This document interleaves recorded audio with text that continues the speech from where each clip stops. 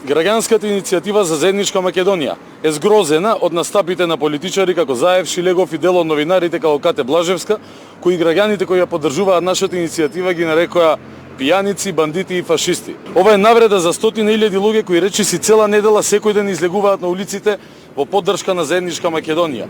Ова е навреда за уште милион луѓе кои се за заедничка Македонија. Она за што се залагаме ние на улиците е базирано на она за што се залагале асномците, основачите на ВМРО.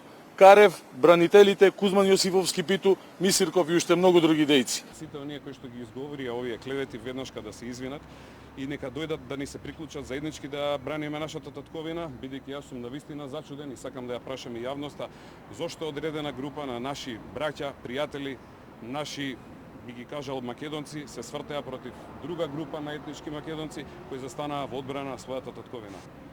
Навредите кон ова огромна група на граѓани кои се собираат секојдневно низ цела Македонија се непримерни, безобразни и би рекол тие се фашизоидни.